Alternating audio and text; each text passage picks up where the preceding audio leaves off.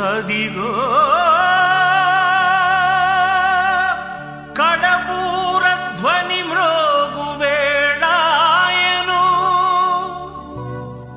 నా ప్రాణనాథా నీరాకకై నేను వేచియున్నాను నా జీవదాత నా జీవదాత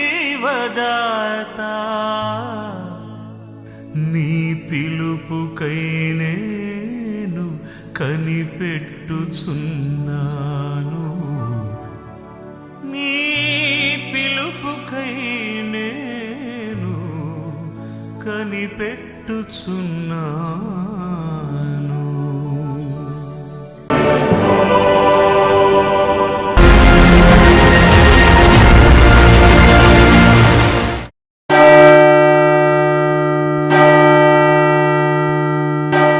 మత్తయి సువార్త 13:45 మరియు పరలోక రాజ్యం మంచి ముత్యములను కొన వెతుకుచున్న వర్తకుని పోలి ఉన్నది. అతడు అమూల్యమైన యొక్క ముత్యమును కనుగొని పోయి తనకు కలిగినదంతయు అమ్మి దాని కొనెను. మరియు పరలోక రాజ్యము సముద్రంలో వేయబడిన నానా విధములైన చేపలను పట్టిన వలను పోలి ఉన్నది. అది నిండినప్పుడు దానిని దరికి లాగి కూర్చుండి మంచి వాటిని గంపలలో చేర్చి చెడ్డ వాటిని బయట పారవేయుదురు. అలాగే యుగ సమాప్తి యందు జరుగును. దేవదూతలు వచ్చి నీతిమంతుల నుండి దుష్టులను వేరుపరిచి వీరిని అగ్నిగుండములో పడవేయుదురు. అక్కడ ఏడ్పును పండ్లు కొరుకుటయు ఉండును. బైబిల్ గ్రంథంలో మత్తయి సువార్తలో యేసు ప్రభువు వారు 7 చాలా ప్రత్యేకమైన ఉపమానాలు చెప్పారు. చాలా అద్భుతమైన విషయాలవి. ఆ 7 ఉపమానాల్లో దేవుని ప్రజలు ఎలాగుండాలి, ఈ లోకాన్ని విడిచి ప్రత్యేకంగా ఎలా జీవించాలి అనే విషయాలు అందులో చాలా వివరంగా ఉన్నాయి. ఈ 7 ఉపమానాల్లో పరలోక రాజ్యం ఎలాగుంటుంది, నువ్వు ఎలా ఉంటే, ఎలా సిద్ధపడితే పరలోకం చేరతావు, నువ్వు ఎలా సిద్ధపడకపోతే, అలా సిద్ధపడకపోతే నువ్వు ఎలా నరకానికి వెళ్ళిపోతావు అంటే ఒక క్రైస్తవుడి గురించే 7 ఉపమానాలు ఉన్నాయి. దేవుడిని నమ్మిన తర్వాత నువ్వు దేవునికి ఎలా న్యాయం చేయాలి, ఎలా వాక్యాన్ని గైకొనాలి, ఎలా పాటించాలి, దానికున్న ఒపీనియన్స్, దానికున్న ప్రత్యేకతలు ఏమిటి అనేది ఈ 7 ఉపమానాల్లో ఉంటాయి. ఈరోజు మనం చదువుకున్న ఈ ఉపమానంలో ఒక ప్రత్యేకత ఉంది. ముత్యము అనే చెప్పేటప్పుడు పరలోక రాజ్యము ముత్యములతో దేవుడు పోల్చాడు. అయితే మొట్టమొదటిసారిగా ఆ ముత్యం ఎవరో కాదు, మన ప్రభువుని క్రీస్తే. యేసుక్రీస్తే సమస్తాన్ని పోగొట్టుకున్నాడు.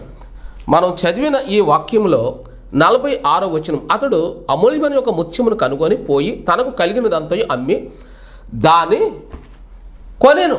కొంటాడు కాదు, కొన్నాడు. ఎవరు కొన్నారు అనంటే మనమే క్రీస్తును కొనాలి. క్రీస్తును కొనుక్కున్న వాళ్ళందరూ నమ్మడం, విశ్వాసం ఉంచడం, రక్షణ పొందడం, అది కొనుక్కోవడం.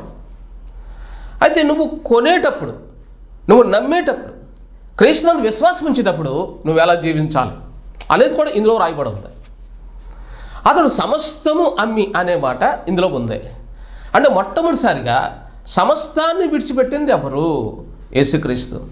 పరలోకాన్ని విడిచిపెట్టాడు. భూలోకంలో దేన్ని ప్రేమించలేదు. నివాస యోగ్యము కాని ఇంట్లో, ఆయన పేదల ఇంట్లో పుట్టాడు. ఆయన అందులో ఒక బాత్రూమ్ లేదు, ఒక కిచెన్ లేదు. ఆ ఇల్లు చిన్న పూరి గుడిసు, ఒక చిన్న గృహం, పేద ఇంటి పుట్టాడు. ఆయన వస్త్రం అసాధారణమైనవి, ఆయన ఆహారం అసాధారణమైనది. ఆయన పుట్టిన ప్రదేశం నజరేతు, అది ఎంత భయంకరమైన ప్రదేశం. దొంగలకి పుట్టిన ఇల్లు లాంటిది అది, పాపులకు ప్రత్యేకమైన ఇల్లు అది. కానీ క్రీస్తు అక్కడ ఎంత దీనుడిగా పుట్టాడంటే, ఎంత తగ్గించుకున్నాడంటే అన్నీ అమ్మేశాడు. ఆయన పరలోక ఘనతను విడిచిపెట్టాడు, అంటే దాన్ని అమ్మేడు. మన కోసం పరలోక ఘనతను వదిలేశాడు. అమ్మేడు. ఆయన ఎవరికి అమ్మలేదు, వదిలేశాడు అంతే.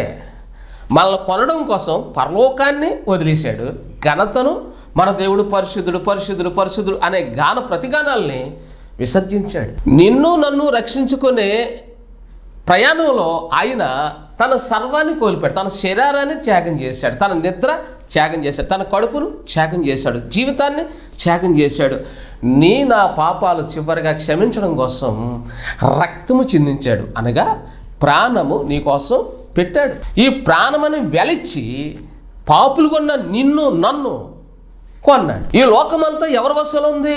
చీకటి పరములో ఉంది, సైతాను పరములో ఉంది. సైతాను పరములో ఉన్న ఈ లోకంలో ఉన్న నిన్ను నన్ను ఆయన వెతుక్కుంటూ వచ్చాడు, రక్షించాడు. అంటే ఇందులో అమ్మ ప్రేమ ఉంది. నాన్న అయితే బిడ్డలు మర్చిపోవచ్చు, కానీ అమ్మ మర్చిపోదు. ఎంతో కష్టపడి తన ప్రాణాన్ని త్యాగం చేసి కట్టుంది కాబట్టి అమ్మ తన కనుక్కున్న బిడ్డ కోసం తప్పుపోతే అన్వేషిస్తూ ఉంటుంది. వాడు ఎక్కడున్నాడు?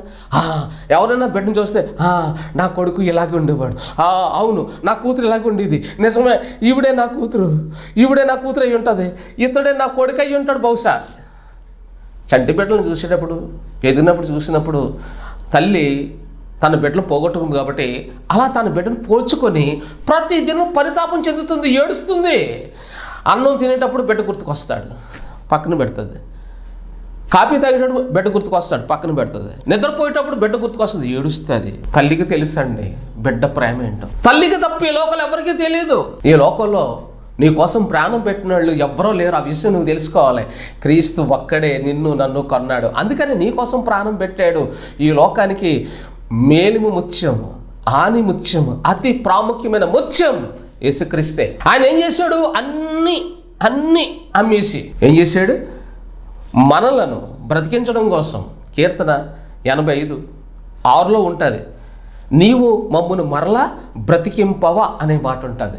ఆయన చచ్చిపోతున్న మనం బ్రతికించి నిత్య జీవనం తీసుకెళ్ళడానికి వచ్చిన పరిశుద్ధుడు ఆయన ఎవరు అనంటే నీకు నాకు ఈ ప్రపంచానికి కుమారుడు. శ్లోకాల్లో కూడా ఉన్నాయి. అపుత్రాస్య గతిర్నాస్తి స్వర్గో నైనాచ నైవాచ అంటే ఏ ఇంట్లో కొడుకుంటాడో వాడికి మోక్షప్రాప్తి, ఏ ఇంట్లో కొడుకు ఉండడో వాళ్ళు నరకానికి వెళ్ళిపోవాలి. అంటే మనం కన్నా కొడుకులు కాదు. మరి చాలామంది ఆడపిల్లలు పుట్టినోళ్ళు తల్లిదండ్రులు ఉన్నారు, మరి వాళ్ళు నరకానికి వెళ్ళిపోతారా? కాదు. ఇహలోక సంబంధమైన కొడుకుల కోసం రాయబడలేదు అది శ్లోకంలో. ఈ లోకంలో కొడుకులు నీకు రక్షణ కల్పించరు. చాలామంది కొడుకులు తమ తల్లిదండ్రులను అనాథాశ్రమం పెట్టేస్తారు.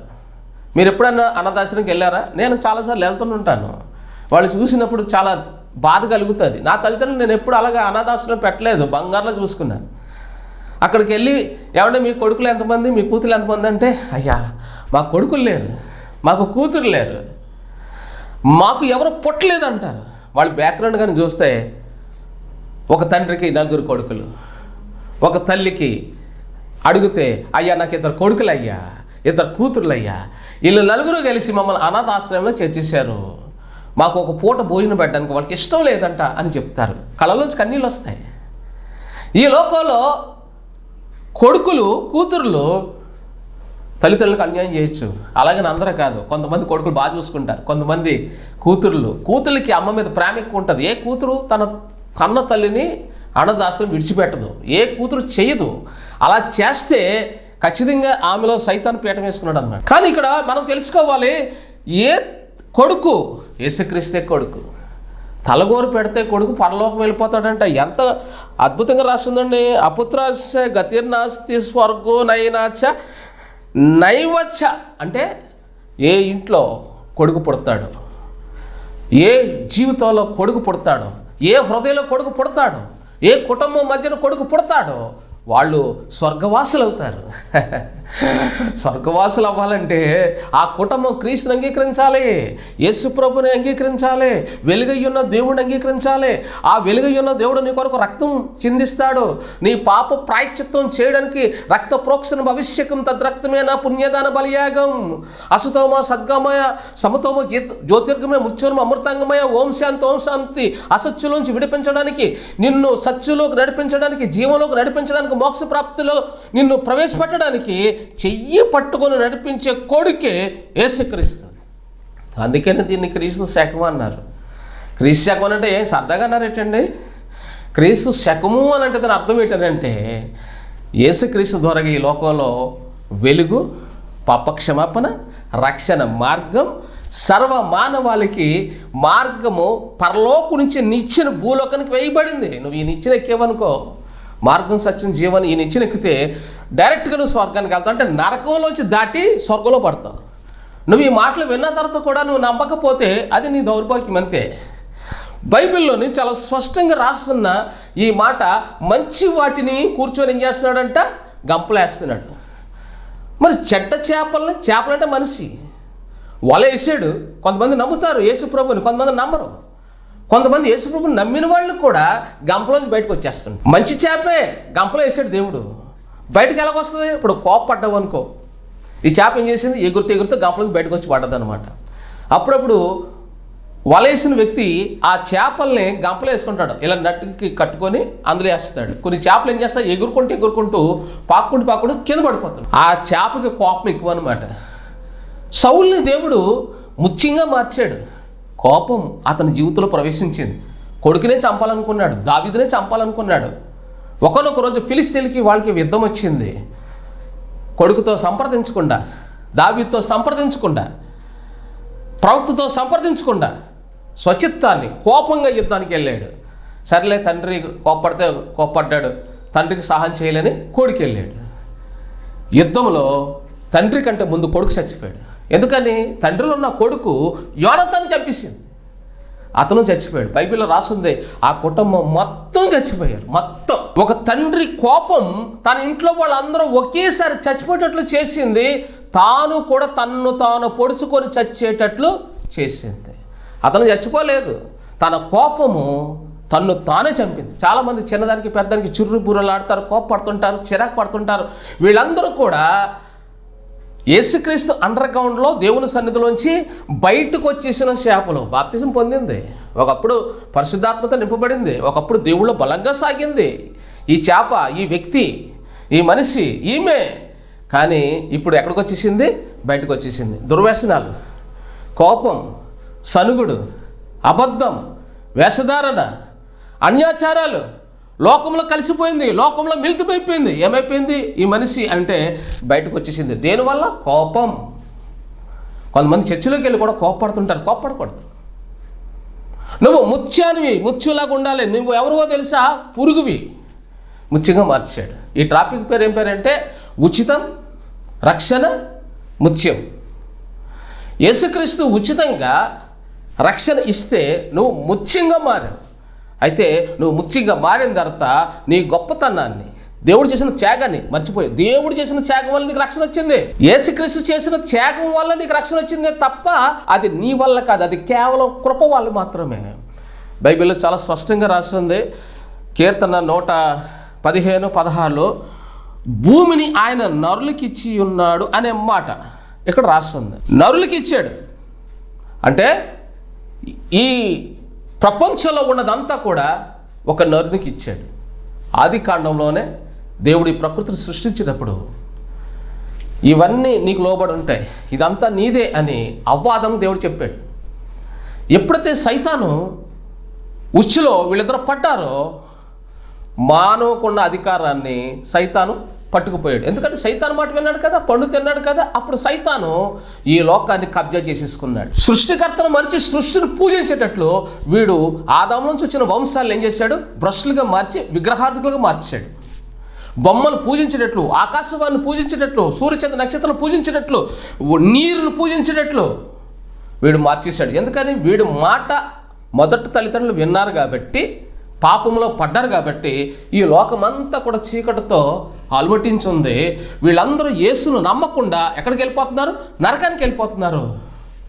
అయితే ఈ నదిలో చేపలుగా ఉంటున్న నీవు నేను, లోకమనే నదిలో ఉన్న నీవు నేను బయటకు రావాలి. అదే వెలుగు. నువ్వు బయటకు వస్తే వెలుగు, బయటకు వస్తే జీవవాక్యం నీలో పడుతుంది. అసలు ఈ ముత్యము ఎలా మారుతుంది? సముద్రంలో ఉంటుంది. ఇది పున్నమి రాత్రి బయటకు వస్తుంది, ఆ పున్నమి వెలుగును చూస్తుంది సముద్రంలోంచి. అబ్బా మనం సముద్రంలోంచి బయటకు వెళ్తే ఒకవేళ మనకి ఆ వెలుగును ఆమెను మింగేయచ్చు అనుకుంటుందంట, తినచ్చు. అదేంటో తెలుసుకోవాలనుకుంటుంది. పున్నమి రాత్రి మంచి పట్టపగల్లాగా ఉంటుంది కాబట్టి కెరటాల్లోంచి అది ఒడ్డుకు వస్తుంది. ఒడ్డుకు వచ్చాక అది ఏం చేస్తుంది, ఒకసారి తెరుచుకుంటుంది. ఎప్పుడైతే తెరుచుకుందో ఆకాశంలోంచి ఆ పున్నమి రోజు మంచు పడుతూ ఉంటుంది. ఒక మంచు చుక్క ఈ ఆల్చిప్పలో పడినప్పుడు ఒక్క చుక్క ఎప్పుడైతే పడింది వెంటనే మూసిపోతుంది. తిరిగి బాధపడుతూ కృంగిపోతూ ఏదో ఒక నీరు చుక్క నాలో పడ్డది, నా గుండె అంతా మంట, నా జీవితం అంతా మంట, అయ్యో ఇక్కడే నేను కాలిపోయేలాగా ఉన్నానని ఆ సముద్రంలో అది కెరటాల్లో మళ్ళీ తిరిగి సముద్రంలోకి వెళ్ళిపోయి కొట్టుకొని చచ్చిపోద్ది. అది ఎప్పుడైతే చచ్చిపోయిందో అది ముత్యముగా మారిపోతుంది. అది ఎలాగుంటుందంటే రౌండ్గా ఉంటుంది. ముత్యానికి ఒకటి ఉంది గుర్తింపు, కొన్ని ప్రత్యేకతలు ఉన్నాయి. ఒకటి గుండ్రంగా ఉంటుంది. గుండ్రము అని అంటే అల్ఫా ఓమేగా. యేసుక్రీస్తు ఒక్కడే, యేసుక్రీస్తు ఒక్కడే అల్ఫా ఓమేగా. అంటే నువ్వు ఎంత తిరిగి వచ్చినా అక్కడికే రావాలి. ఈ ప్రపంచంలో ఎవరు ఎక్కడ ఉన్నా యేసుప్రభు నమ్మకపోతే తీర్పులోకి రావాలి. యేసుప్రభు నమ్మినోడు రైట్కి వెళ్తాడు, మోక్షానికి వెళ్తాడు. నమ్మలేనివాడు లెఫ్ట్కి వస్తాడు. 1 గుండ్రంగా ఉంటుంది. 2 తెలుపు అంటే ఆయన పరిశుద్ధులను కొనియాడబడుతున్న దేవుడు ఒక్కడే. పరిశుద్ధులను కొనియాడబడే దేవుడు యేసుక్రీస్తు తప్ప ఇంకా భూమి మీద ఎవ్వరూ లేరు. నెంబర్ 3 ప్రత్యేకమైన పని గలదు. ప్రత్యేకమైనది నక్షి పని. ప్రత్యేకమైనది అని అంటే ప్రత్యేకమైన పరిశుద్ధుడు దేవుడు. ప్రభు అయిన క్రీస్తును 10,000 మంది కాదు 10 కోట్ల మందిలో కూడా ఆయనను ప్రత్యేకంగా గుర్తించవచ్చు. ఆయన అంత పరిశుద్ధుడు. నెంబర్ 4 విలువైనది. ఆయన రక్షణ విలువైనది. ఈ లోకంలో సర్వలోకాన్ని నువ్వు అమ్మేనా ఆయన కొనుక్కోవచ్చు. నీకు కలిగిన ఇల్లు అమ్మేయచ్చు, నీ ఇల్లు పోవచ్చు, నీ పొలం పోవచ్చు, నీ ఒంటి మీద ఉన్న నగలు పోవచ్చు, నువ్వు నివసించే ఆ గుడిసి పోవచ్చు, అన్నీ పోయినా పర్వాలేదు. యేసుక్రీస్తు నువ్వు సంపాదించుకుంటే ప్లాట్ఫామ్ ఏదైనా హాయిగా బ్రతకచ్చు. నేను కొంతకాలం ప్లాట్ఫామ్ మీద పడుకున్నాను. ముంబై నగరంలో నేను ఇంచుమించుగా ఒక 6 సంవత్సరాలు నేను ప్లాట్ఫామ్ మీదే పడుకున్నాను స్వార్థ ప్రకటిస్తూ. ముంబైలో నేను పని చేసుకున్న ఆ ప్రాంతంలో ప్లాట్ఫామ్ మీదే పడుకోవాలి. రాత్రులు చదువుకునేవాడిని, పగలు పని చేసేవాడిని, అక్కడే పడుకునేవాడిని. అక్కడి నుంచి ఇండియాతో స్వార్థ చేసేవాడిని. గమనించారా? నాకు చాలా హాయిగా ఉండేది, చాలా తృప్తిగా ఉండేది. ఎందుకని? క్రీస్తు నాకు దొరికినందుకు ప్లాట్ఫామ్ మీద హాయిగా పడుకునేవాడిని. ప్రియులారా, ఇది నిజం. నువ్వు అన్నీ కోల్పోవాలి ఈ లోకంలో. యేసుక్రీస్తు అన్నీ త్యాగం చేసి నన్ను కొన్నాడు. మరి నువ్వు ఆయన కోసం త్యాగం చేయాలి కదా. నీకు కలిగింది వస్త్రాల రూపంలో పెట్టచ్చు, నీకు కలిగింది పేదలకి పంచిపెట్టచ్చు. నేనైతే లేని వాళ్ళకి నాకున్న డబ్బులు ఉంటే ఇస్తాను, నాకు కలిగిన వస్త్రాలు పంచిపెడతాను. ప్రతి సంవత్సరం డిసెంబర్ జనవరి ఈ 2 నెలల్లో నాకు కనిపించే ప్రతి ఒక్కరికి వస్త్రాలు పంచిపెడతాను. ప్రతిదీ క్వాలిటీగా ఉన్న సారీస్, ప్యాంట్లు, టీషర్ట్స్, పిల్ల పాప అని చూడకుండా అంగహీనులు, హ్యాండిక్యాపెడ్స్, బ్లైండ్స్, విడోస్ అందరికీ పంచిపెడతాను.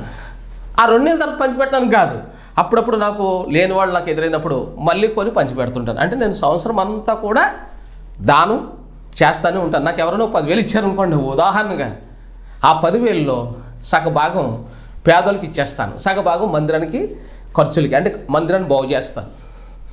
నేను దుస్తులు మాత్రం కొనుక్కొని మాత్రం హ్యాపీగా తిరగను. ప్రియులారా, ఇక్కడ మీకు వివరిస్తున్నాను. 5వది కాంతిమయం గలది. కాంతి అంటే నేను ఈ లోకానికి వెలుగై ఉన్నాను. యోహాను సువార్త 8:12లో నేను ఈ లోకానికి వెలుగై ఉన్నాను, నన్ను వెంబడించిన వాడు చీకట్లో సంచరింపక జీవపు వెలుగు కలిగి ఉండును. చూసారా? వెలుగు యేసుక్రీస్తులో ఉంది. ఈ మాట ప్రపంచంలో ఎవరైనా చెప్పారా? ఎవరు చెప్పలేదు, ఒక క్రీస్తు చెప్పాడు. ఎందుకంటే అది చెప్పడానికి సత్తా ఉండాలి.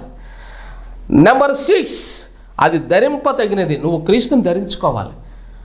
ఒక హారాన్ని, ఒక ముత్యాన్ని ఒక వ్యక్తి ఎలాగైతే ధరించుకుంటాడో తన కిరీటంలో, లేక తన ఉంగరంలో, లేక తన మెడలో ఎలా ధరించుకుంటాడో క్రీస్తును ధరించుకోతగిన నామము అంటే 6 ఉన్నాయి. నెంబర్ 7 ఆయన అదేం చేస్తుంది? పురుగు చచ్చిపోతుంది. ఆ ఒక్క చుక్క నీటికి అది చచ్చిపోతుంది కాబట్టి, ఆ మంచు చుక్కకి చచ్చిపోతుంది కాబట్టి అదేమవుతుంది? సముద్రం అడుగు భాగానికి చచ్చిపోయి ముత్యంగా మారిపోతుంది, అమూల్యమైన ముత్యంగా మారిపోతుంది. అది చచ్చిపోవాలి. అలాగే నువ్వు లోకంలో క్రైస్తవుడు చచ్చిపోవాలి. నీలో లోక వ్యసనాలు, పాపం అనేది, అబద్ధం అనేది, కోపం అనేది, చిరాకు అనేది, దొంగతనం అనేది, ఈ లోకంలో ఏదైతే ఉందో అది నువ్వు విడిచిపెట్టాలి. అంటే నువ్వు అప్పుడు చచ్చిపోవడం అనమాట. క్రీస్తు నీలో జీవింప చేయాలి. ఒక త్రాగుడు అలవాటు ఉందండి, నువ్వు దాన్ని విడిచిపెట్టాలి, లేకపోతే నువ్వు క్రైస్తవుడు కాదు. ఒక దొంగతనం నువ్వు దాన్ని విడిచిపెట్టాలి. కోప్పడ అలవాటు ఉంది, నువ్వు దాన్ని విడిచిపెట్టాలి. అప్పుడు నువ్వు క్రీస్తు సన్నిధిలో ఉన్నట్టు లెక్క. ఈ దుర్వ్యసనాలన్నీ ఉండి నువ్వు చచ్చిపోతే, అలా పాపం నుండి చచ్చిపోయినాడు కూడా క్రీస్తునందు మృతులు ధన్యులని హెడ్డింగ్ రాసేస్తున్నారు. కాదు, అతడు ధన్యుడు కాదు, అతడు తీర్పులోకి వెళ్ళిపోయాడు. ఎవరైనా సరే దేవుని దగ్గర పక్షపాతం ఉండదు. నువ్వు చేసి ప్రతి దానికి ఆకాశం భూమి సాక్ష్యం చెప్తుంది. ఇక్కడ వాక్యంలో చెప్తుంది, విలాప వాక్యాలు 5:21 మా పూర్వస్థితిని మరలా మాకు కలుగచేయము. నీ పాత జీవితాన్ని తొలగించి నూతన జీవితాన్ని ఇవ్వాలంటే విలాప వాక్యాలు 5:21 ఉంది. మా పూర్వస్థితిని అంటే నా బాల్య దశని, నేను మా అమ్మ ఒళ్ళో ఎలాగైతే ఉన్నానో, అమ్మ ఒళ్ళో నేను ఎలాగైతే పాలు తాగానో, అమ్మ ఒళ్ళో ఎలాగైతే ఆడుకున్నానో, అమ్మ ఎలాగైతే ఆడించిందో, అమ్మతో నేను ఎంత సంతోషం గడిపానో అదే స్థితి నాకు ఇయ్యని ఇర్మియా భక్తుడు పలుకుతూ ఉన్నాడు. ప్రకటన 5:10 దేవుని కొరకు మనుషులను కొని ఒక రాజ్యం గాను యాజకులు గాను చేశాను. చూసారు, కొన్నాడు ఆయన నిన్ను నన్ను, కొన్నాడు, మర్చిపోకు, కొన్నాడు అనే మాట ఇక్కడ రాస్తుంది. మరి ఇక్కడ ఈ వాక్యాన్ని మనం గుర్తు చేసుకుంటే మరొక వాక్యం 1 కొరింథీ 6:19-20 మీరు మీ సొత్తు కారు, విలువ పెట్టి కొనబడిన వారు గనుక మీ దేహంతో దేవుణ్ణి మహిమపరచుడి. ఈ లోకంలో దేనికి మీరు మీ శరీరాన్ని అంకితం ఇవ్వకండి అని చెప్తున్నాడు పౌలు. ఆయన చేశాడు, నిరూపించాడు. అందుకనే ఇక్కడ యెషయా 43:1 భయపడకు, పేరు పెట్టి నిన్ను పిలిచి ఉన్నాను, నీవు నా సొత్తు. నువ్వు సైతాను సొత్తు కాదు. సైతానికి సొత్తుగా మారిపోతే నీకు నెమ్మది ఉండదు, శాంతి ఉండదు, సమాధానం ఉండదు. ఈరోజు మానవుడు, ఒక క్రైస్తవుడు శాంతిని ఎక్కడ కోల్పోయాడో తెలుసా? సైతానుతో చేతులు కలుపుతున్నాడు. సైతాన్ దగ్గర ఏముంది మీరు తెలుసుకోవాలి. త్రాగుడు ఉంది, సారా ఉంది, దొంగతనం ఉంది, వ్యభిచారం ఉంది, అన్యాచారాలు ఉన్నాయి, లేనిపోని చెత్త అంతా వాడి దగ్గర. ఆ చెత్త నీ గుండెలో పెట్టి నీకు భయం పుట్టిస్తాడు, మరణ భయం. అక్కడి నుంచి వాడు రోగాలు కూడా పెడతాడు. డైబెటిస్ అని, అదని, ఇదని, గుండెపోటని, కాళ్ళు లాగడం, ఇవన్నీ ఎందుకు వస్తాయి తెలుసా? నీకు ఎవరి మీద కోపం ఉందో దానివల్ల వస్తాయి. వ్యాధులు ఎందుకు వస్తున్నాయి? నీకు కోపం ఉంది, విడిచిపెట్టు. నువ్వు ఎవరితో సమాధానం పడాలో వాళ్ళతో సమాధానం పడు. నువ్వు ఎవరితోనో ఒకరితో నువ్వు గొడవ పడ్డావేమో, మాట్లాడడం మానేసావేమో, అది నీకు వ్యాధి కింద నీలో ఉంటుంది. వాళ్ళతో ఎప్పుడైతే నువ్వు సమాధానం పడతావో సంతోషం, ఆరోగ్యం నీలో ప్రవేశిస్తుంది. యోహాను సువార్త 1:3 సమస్తము ఆయన మూలంగా కలిగాను, కలిగి ఉన్నది ఏది ఆయన లేకుండా కలగలేదు. అన్నీ ఆయన ద్వారా కలిగాయి, అన్నీ ఆయన నీకు ఇస్తాడు. నీకు అన్నీ ఆయన ఇవ్వాలి, అన్నీ ఇచ్చాడు. నీకు ఇచ్చినవన్నీ సైతాను చేతిలో పెడుతున్నావు. ఎలాగా? నీకు వచ్చిన ధనము ఆశ్రయించబడింది, ఆశ్రయించబడాలి. 10వ వంతు మీరు వెళ్ళే సంఘానికి ఇవ్వాలి, 10వ భాగాన్ని ఇవ్వాలి. 10,000 ఆదాయంలో 1,000, నా లెక్కల్లో అయితే 2,000. అలా ఇచ్చినప్పుడు నీకు కలిగింది దేవుడు దీవిస్తాడు.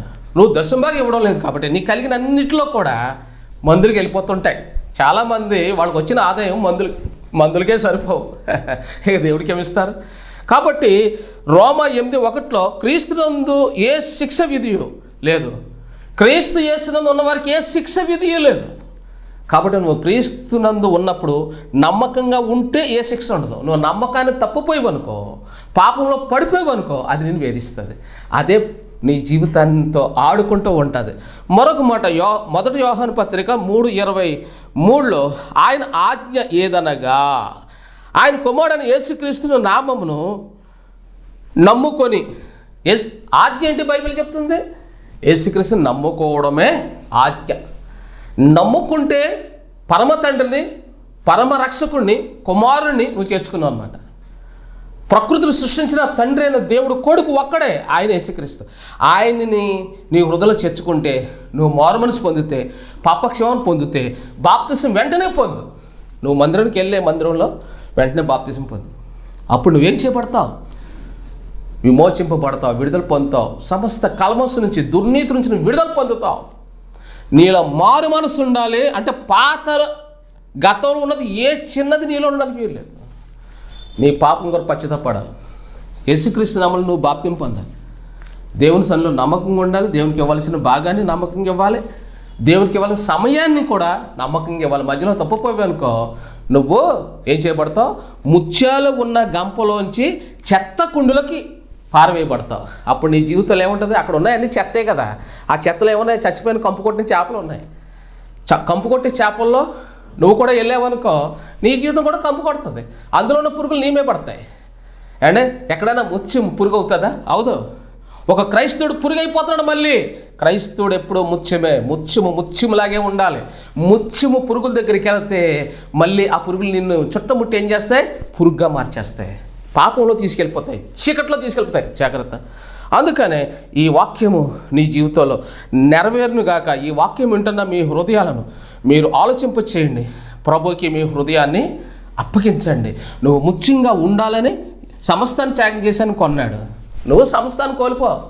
నీకు ఇల్లు లేదా? బాధపడుకో. నేను 40 ఏళ్ళు పైబడి సేవ చేస్తున్నాను. నాకు ఇల్లు ఏమీ లేదు. కట్టాను, దానం చేశాను. నాకు మందిరం ఉంది, కానీ మందిరము పైన కట్టాలనుకుంటున్నాను. అంటే కింద ఉన్నది హాల్ కట్టాను. ఇప్పుడు నేను మందిరానికి స్లాబ్ వేయాలని నేను అనుకుంటున్నాను. అయితే దానికి స్లాబ్ వేయాలంటే ఒక 7-8 లక్షలు అవుతుంది అని అంటున్నారు. కాబట్టి నా కోసం ప్రార్థన చేయండి. నేను మందిరం కట్టుకోవాలి. సరైన మందిరం అయితే నాకు లేదు. ఆ మందిరానికి నేను అనుకుంటున్నా 2 భాగాలుగా కడదాం, పెద్దది. నేనున్న ఈ ప్రాంత ప్రజలు అందరూ కూడా లేని వాళ్ళే, కూలి పనికి వెళ్ళి బ్రతికేవాళ్ళు. అయితే నేను మందిరానికి పైన స్లాబ్ వేయాలి అంటే దానికి ఒక 8 లక్షలు అవుతుంది అన్నారు. నేను చిన్న బిట్టు అంటే 3-4 లక్షలతో సగం బిట్టేసి ఆపేసి ఆ సగం బిట్టు తర్వాత వేద్దామని నేను అనుకుంటున్నాను. మీరు ప్రార్థన చేయండి. ఒకవేళ మీకు ప్రేరేపణ ఉంటే ఈ మందిరం నిర్మాణం కొరకు చిన్న కానుక మీరు పంపాలనుకుంటే మీరు పంపచ్చు. దయచేసి నేను ఎప్పుడు కూడా నాకు కలిగింది దాచుకుంటే ఈ పాటికి నా దగ్గర డబ్బులు ఉన్నాయి, 1 లక్ష 2 లక్షలు ఉన్నాయేమో, కానీ నేను ఎప్పటికప్పుడే లేని వాళ్ళకి దానం చేస్తుంటాను, పెడుతూ ఉంటుంటాను. కాబట్టి నా దగ్గర ఎలాంటి నిధులు లేవు. నా ATM 0 బ్యాలెన్స్, ఎప్పుడు కూడా డబ్బులు ఉండవు. కాబట్టి నా కోసం ప్రార్థన చేయండి. నేను మందిరం స్లాబ్ వేయాలనుకుంటున్నాను. నా కోసం మందిర నిర్మాణం కోసం ప్రార్థన చేయండి. ఈ పరిచయంలో మీ ప్రోత్సాహం బట్టి నేను స్తుతిస్తూ చిన్న ప్రార్థన. పరిశుద్ధ ఈ వాక్యం విన్న బిడ్డలను ముత్యంగా మార్చండి. పురుగు ముత్యమైంది, మళ్ళా ముత్యంగా ఉన్న ఈ ముత్యాలు నీ సన్నిధిలో ఉండినట్లు కృప చూపించండి. వెలుపలకు వెళ్లకుండా, పురుగులతో సహవాసం చేయకుండా పరిశుద్ధంగా నీ సన్నిధిలో ఉండే భాగ్యం కలిగించమని, రాబోయే నీ రాకడ కొరకు ఈ ముత్యాలు నీ కొరకే సిద్ధపరచుమని యేసు నామములో ప్రార్థిస్తున్నాం తండ్రి. ఆమేన్. ఎంచలేని దివ్య ప్రేమ యేసు శిలువ ప్రేమ, ఎంచి చూడ ఏది లేదు మంచితనము నాలో.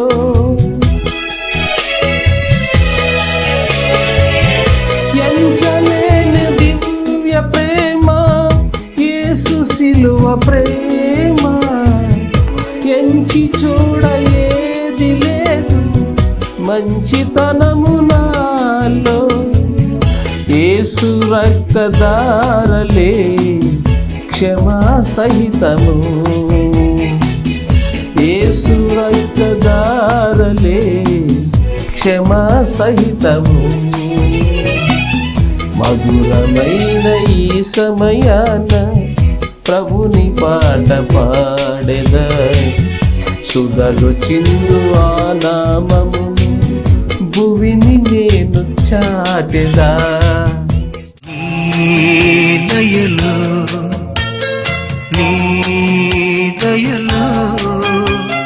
సుఖశాంతులతో ఉన్నందుకు నీకు కృతజ్ఞతలు దేవా, ధన్యవాదములు.